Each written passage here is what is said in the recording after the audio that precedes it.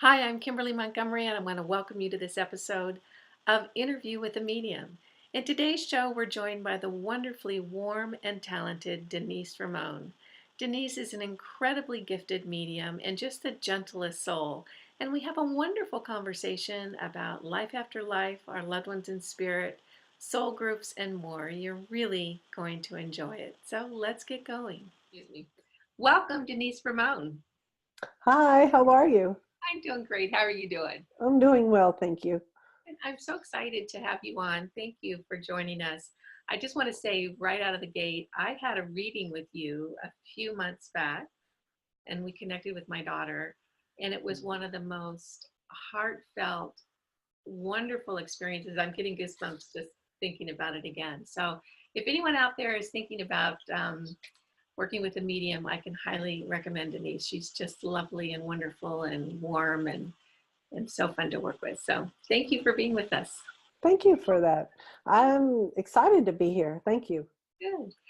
Well, can you tell us a little bit about how your gift started and how this whole thing unfolded for you? Yes, I've had sections of it for it when it happened, and I want to apologize. I've had some allergies, so that's what's going on with me. I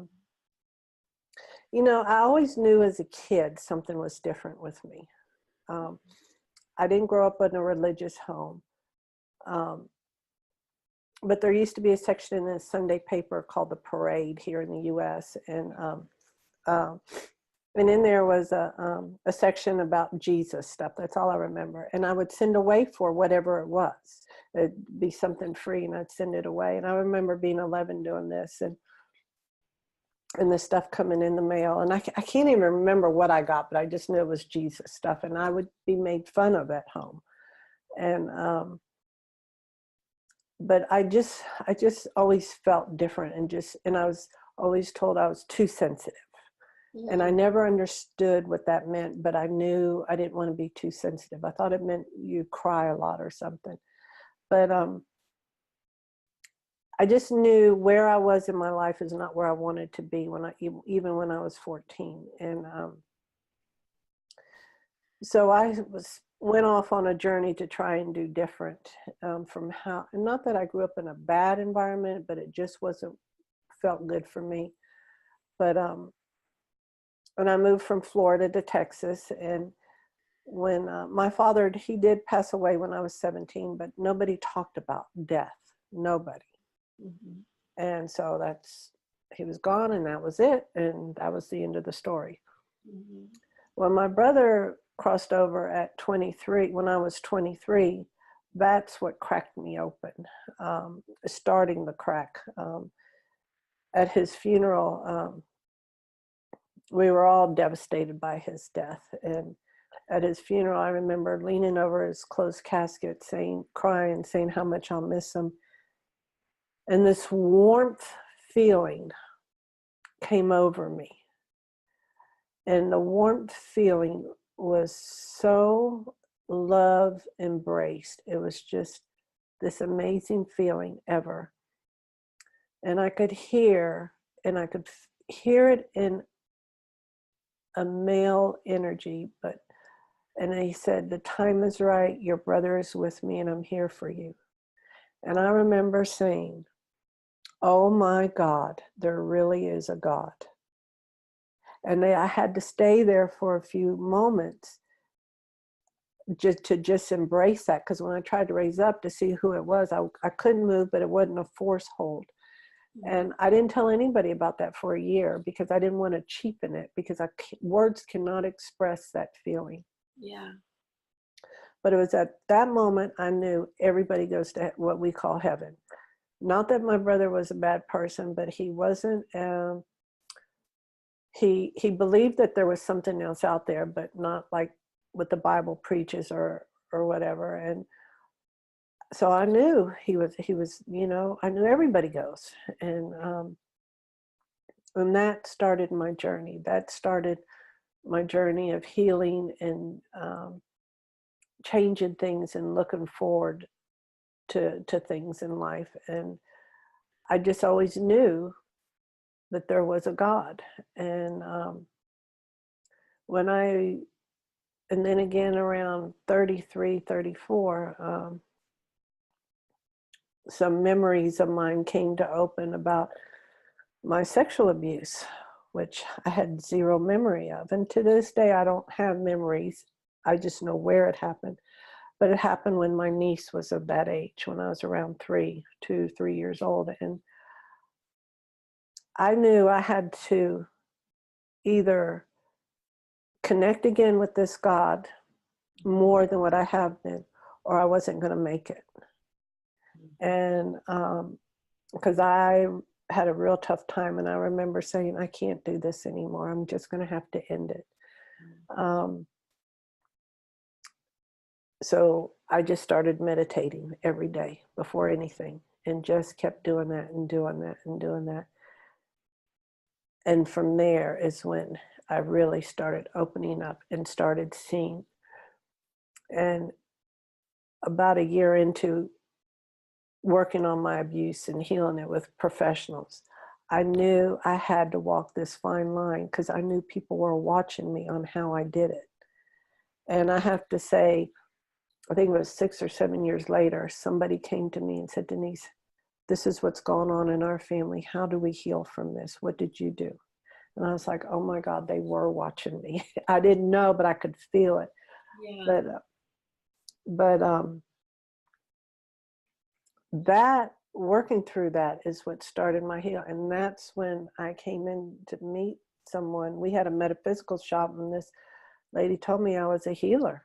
And I was like, what? And because I knew I could feel things with my hands, but I didn't understand it. And she was in my life for maybe a year, if that, but it was through the meditation and sitting.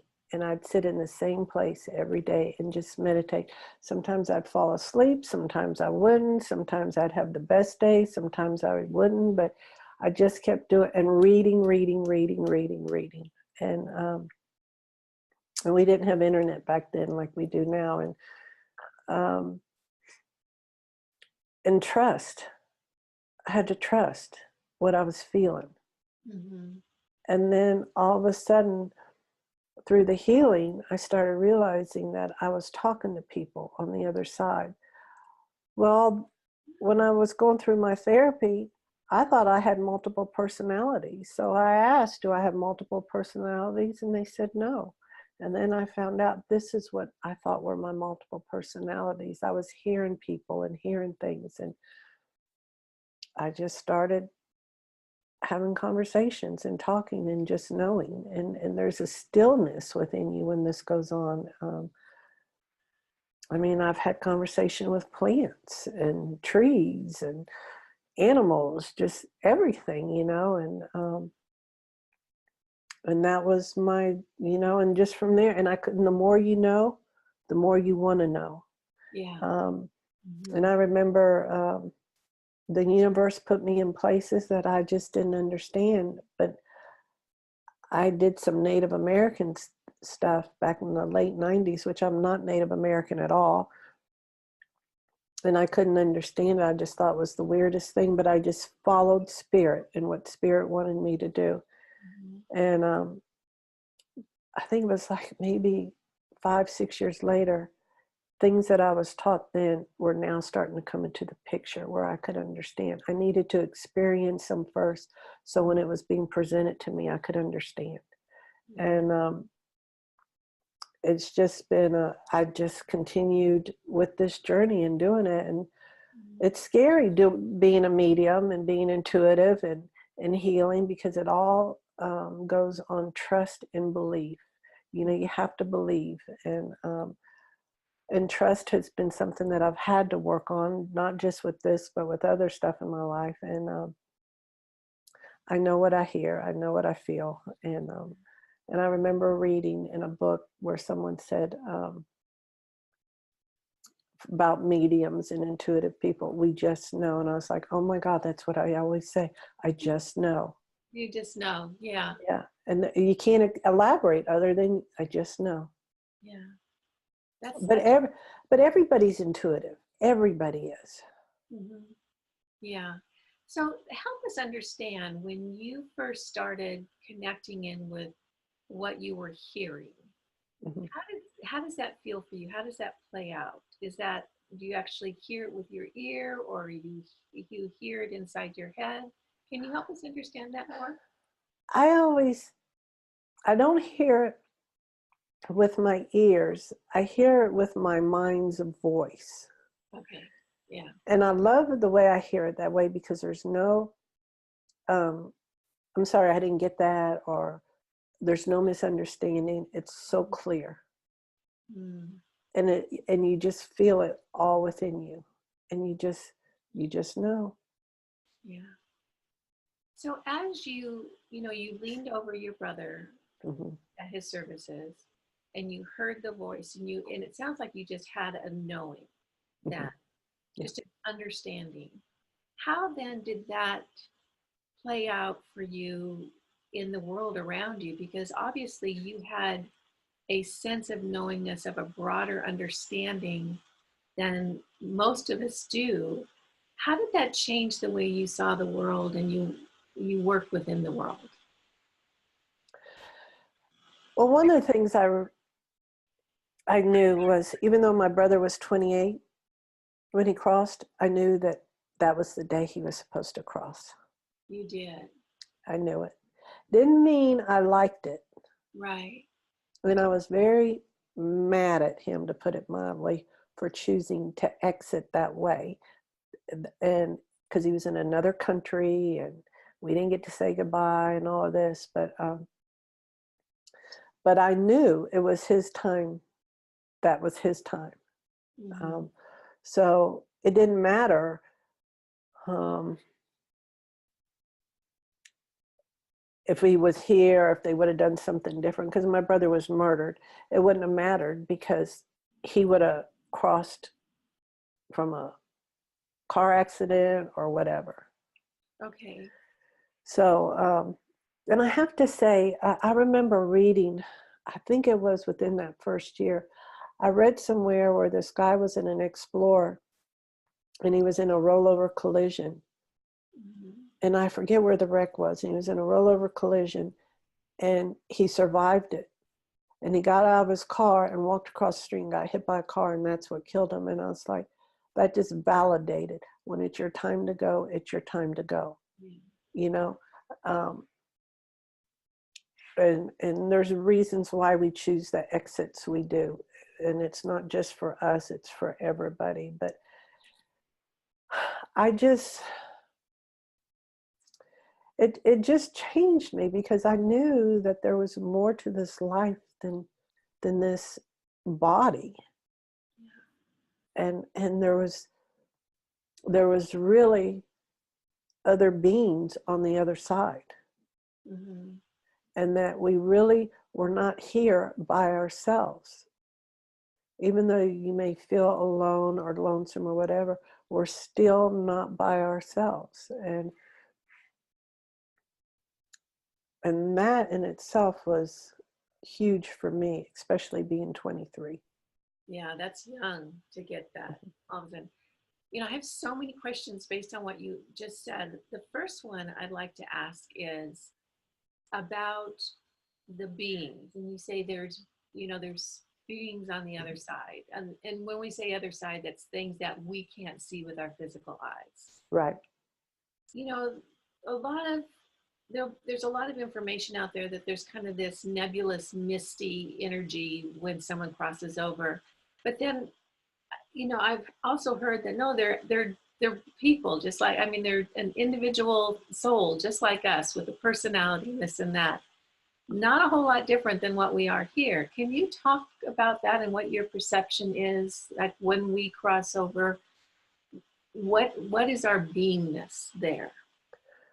Our being is, we do have our personality, because there's part of us that is our personality. And I've channeled people where they're showing me their personality, and the people I'm talking to said that's exactly how they were here Uh-huh. and stuff. And they do have a personality about them on the other side. you know, I from what I've seen and from what they show me, I don't think we look like this, Mm-hmm. but we're just pure energy. Mm-hmm. And, um, but they can form into like us, you know, when we need to see them for whatever reason, you know. Mm-hmm. And I think it's, well, because that's what we're used to, you know, if we're used to seeing frogs, they would appear as frogs or something. But um, the misty stuff, I don't see that at all. I just see this pure energy, this pure light Mm-hmm. around each soul each person, or I guess you'd call it soul, that I channel. Um, and their personalities are very much with them. Especially, I get some that really like drinking wine, and then they'll show me how they're still drinking wine on the other side, how they still really like that. And someone will say, oh my God, they love their wine, you know, how they just love drinking wine. Or I've had people that, or they smoked a pipe or a cigar or whatever, and how they just really like doing that. So they continue to do it on the other side. And or how they like traveling and never got to travel. So now that they're on the other side, they do go travel. They do go visit other countries and places, you know, because it's endless on the other side of what we can do. Right. And where we can go. Yes, and they're not limited anymore. Can you talk about exit points? And I know that some people understand exit points and some people don't. Can you define what an exit point is? And I think it's really important because I know that I've had a couple of readings with different mediums. And one of the questions I've always asked about my daughter is, was this free will or was this an exit point? And across the board, everyone has said exit point, no hesitation, exit point. So can you talk about exit points? And the way my daughter crossed, I realize now, as tough as it is, that was her way to exit when it was her time. So that situation was arranged for her to be able to do what her soul needed to do.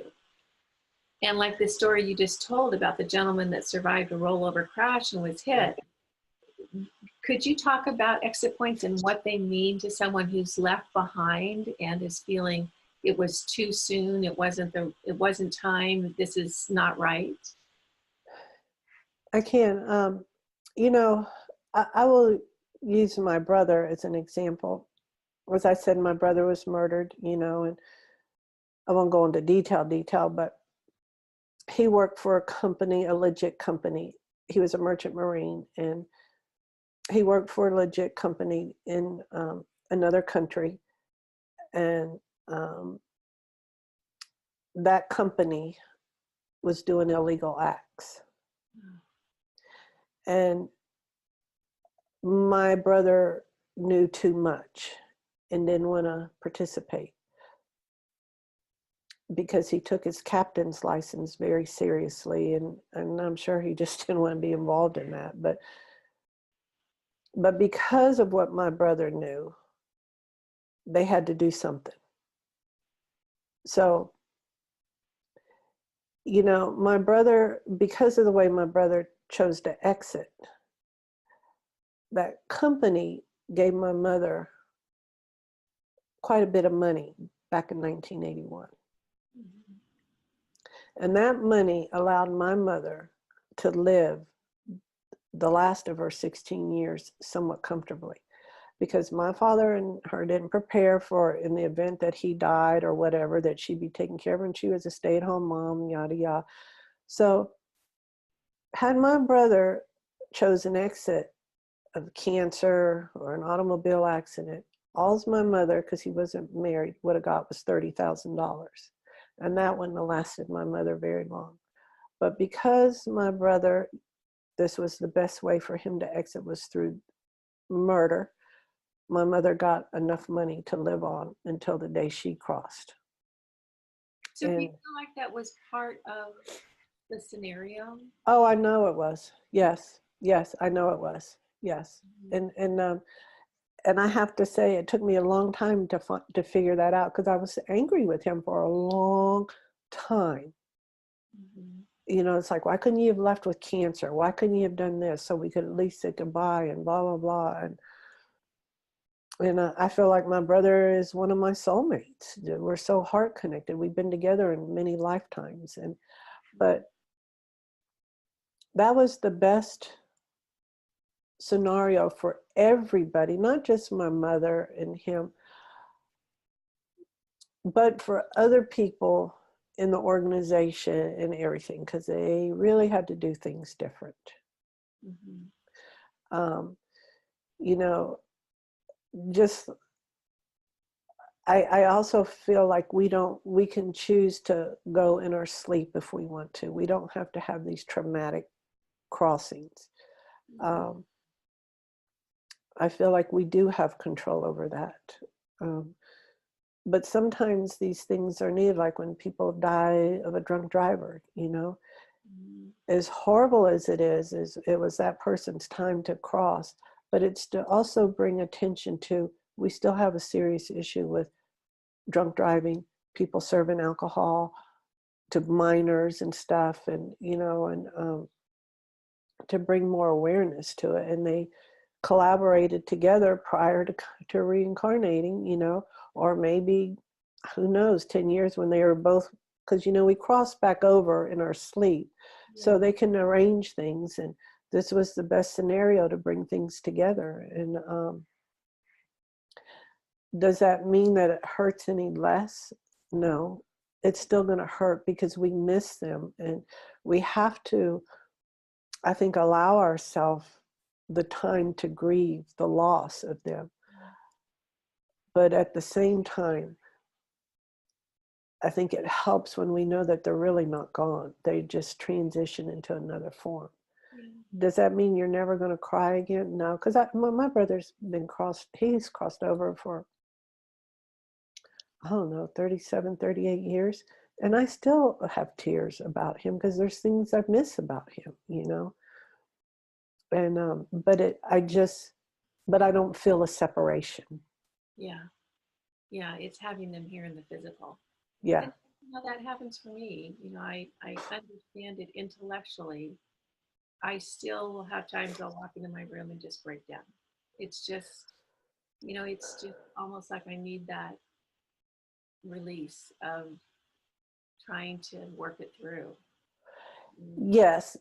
And you're still new. So with this, so I think, and there's no time limit on this. I think whatever the time is for all of us, but the exit points, and we have different exit points, you know, like some people you'll hear the doctor will have said, you know, I don't know how you survived this, you know, it wasn't their exit point. They could have chose to go, but they, for whatever reason, if they remember it or not, you know, chose, no, this isn't it. I need to stay here.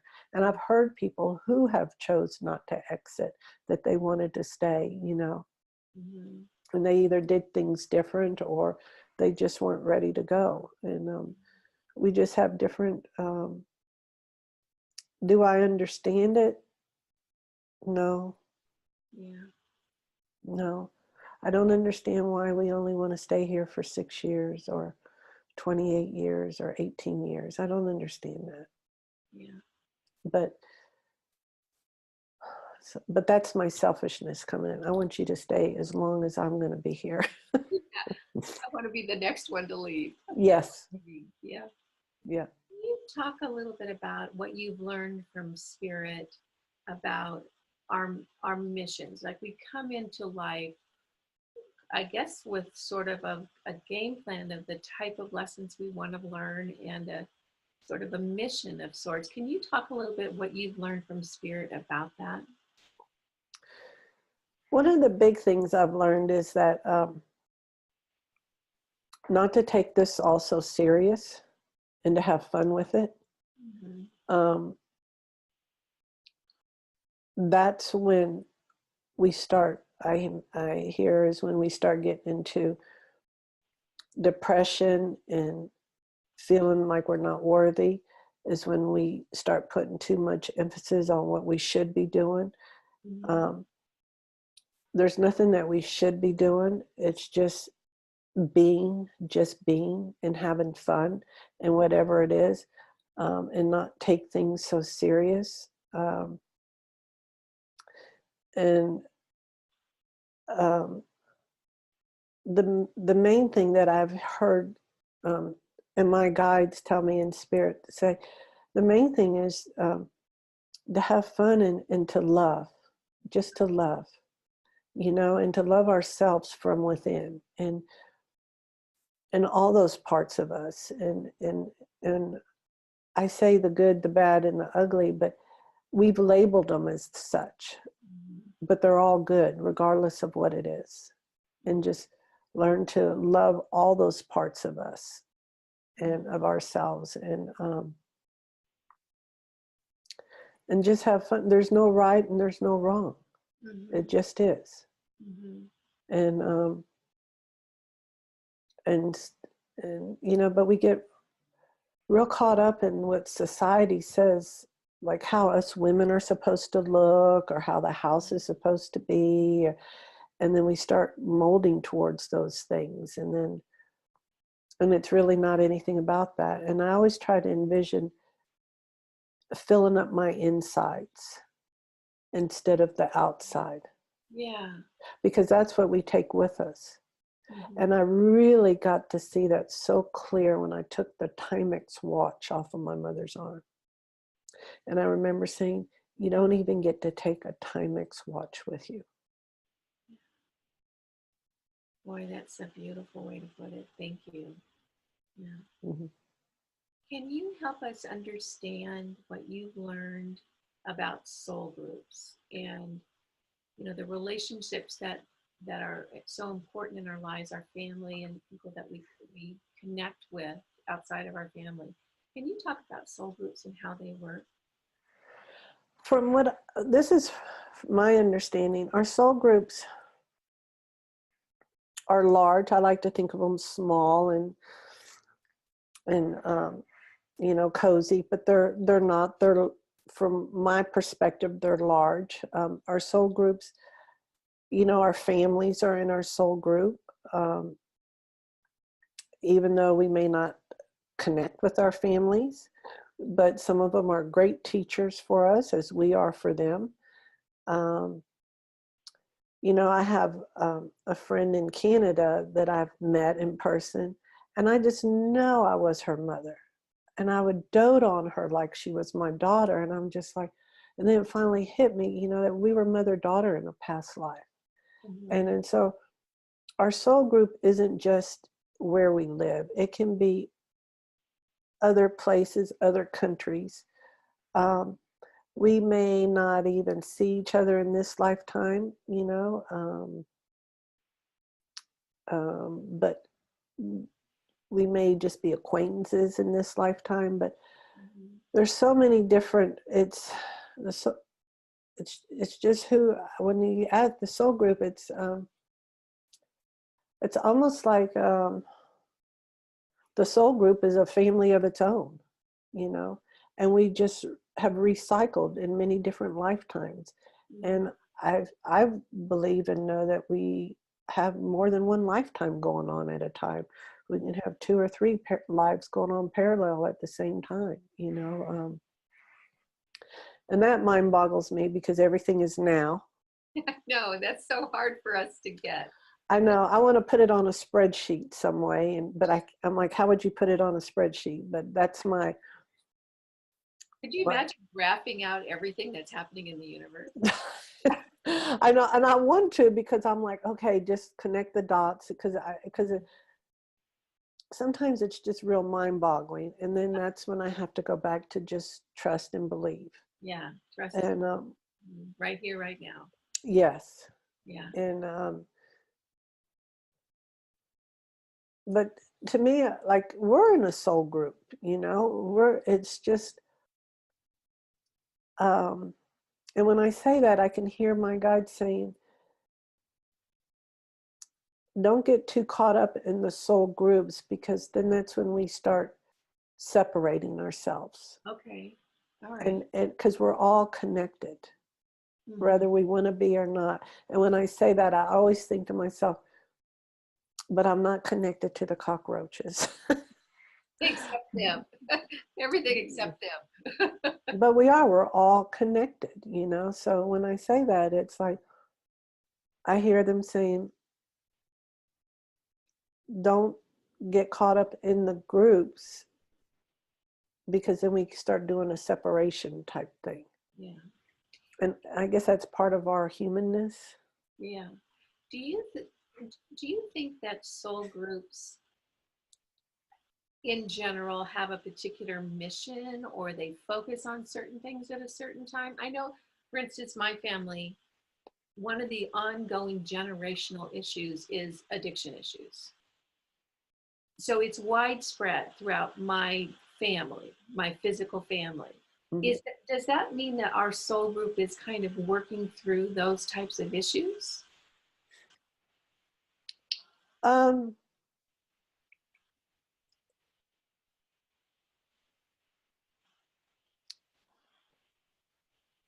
when you ask that, I'm hearing, because I don't know the answer to that. But when you're asking that, they're showing me that was the best scenario. And I feel like you're breaking generational patterns. And there's people in your family that are breaking those generational patterns. Mhm. And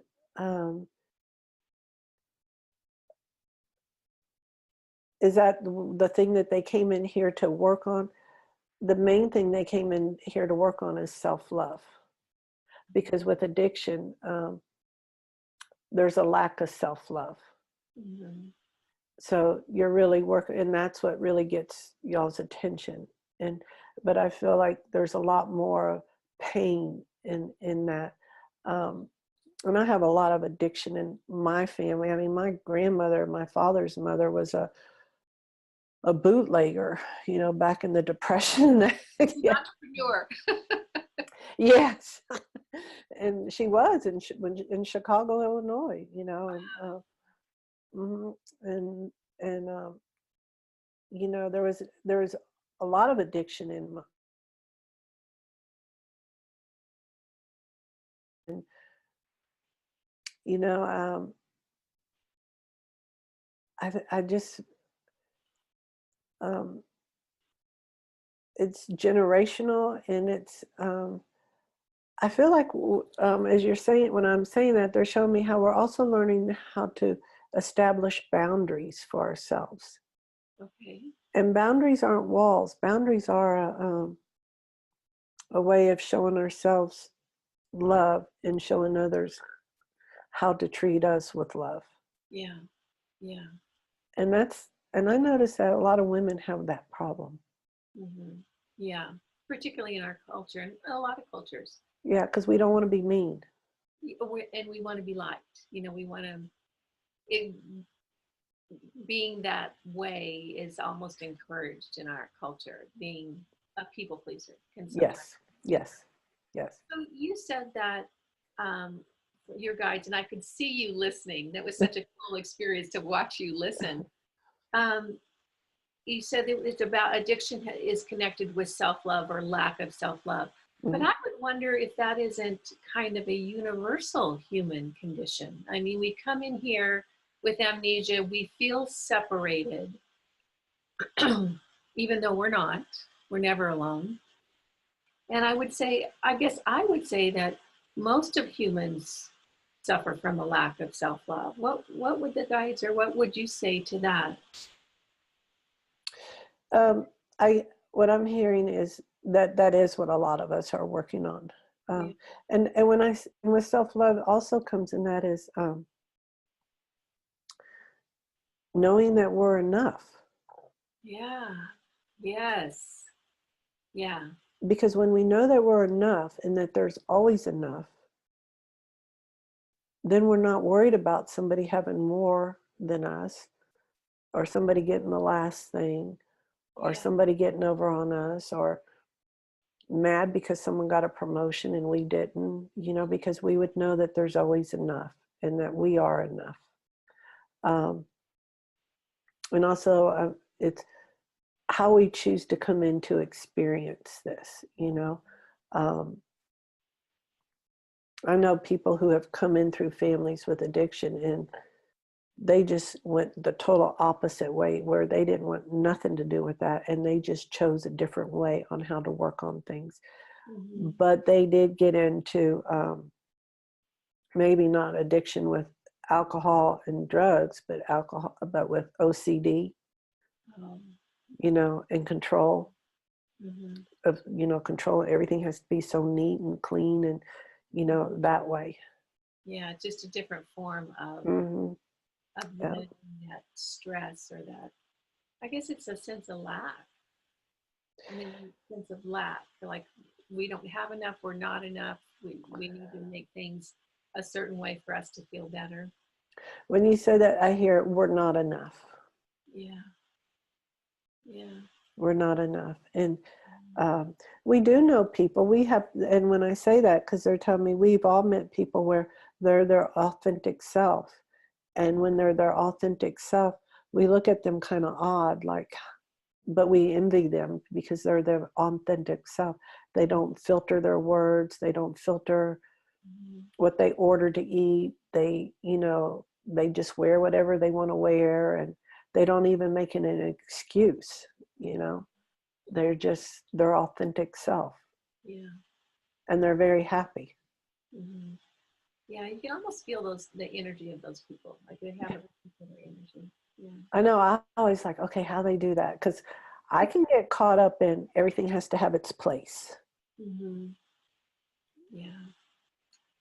So you, in your work as a medium, you deal with a lot of people. Probably most of the people you work with are in some stage of grief. Mm-hmm. What insights do you have about how to work through grief in a way that is healing and and is a growth experience? Um, some people feel like it's a form of punishment, is Mm-hmm. what's happening. And it's not a form of punishment. And some people are still are not sure that their loved ones are crossed over, or they hear stories how some people don't cross over right away and they get worried Mm-hmm. and stuff like that. We all cross over, some of us choose not to at certain times, but we all cross over, I believe. Um, um, the main thing is you just have to believe in something greater than you. Mm-hmm. And what spirit, my guides have shown me lately, was you can feel your loved one's energy when they were here, when they were happy and stuff. So Mm-hmm. take that feeling and go sit somewhere, or while you're doing dishes, or wherever you get that stillness, mowing the yard, pulling weeds, painting, or whatever it is. Just get into that space and connect with that energy of that person or that pet, and start inviting them in, because you know what that energy of them feels like. So then you can start getting it connected to them from the other side. So you can start getting familiar with that, so that you'll know that you're in contact with them, because you can feel them, because everybody's energy feels different. Yeah. Yeah. And you will be able to acknowledge and know that, yes, this is Bill, this is my mom, this is Susie, or whatever. And just start there. Mm-hmm. And I always say, go with what comes in your thoughts first, and don't second guess. That's your ego, our humanness doubting. Mm-hmm. And spirit always comes from love. So anything that isn't coming from you, from love, you know that that's your ego, your humanness talking, and it's not spirit. Because spirit always comes from love. I know people sometimes question and worry about connecting to bad spirits or whatever. I don't ever worry about that because I just don't go there. But if you're one of those who get concerned about that, I just ask God, Buddha, whoever you believe in, to surround you in light. Whatever color you feel comfortable with. I love purple, so sometimes I do that, or the golden light, because God knows who you're talking to, spirit, the universe, they know who you're talking to. So I wouldn't worry about that, and just do that, that's a good place to start. That's beautiful. Thank you. For the people who are watching this right now, who want to believe that their loved one is still here, still involved in their lives, still caring about them, still available, just in a different way, what can you say to them that they want to believe, but they're still just not quite sure? I think it's always good to be a skeptic. You do. Yes, because then you're not just believing everybody.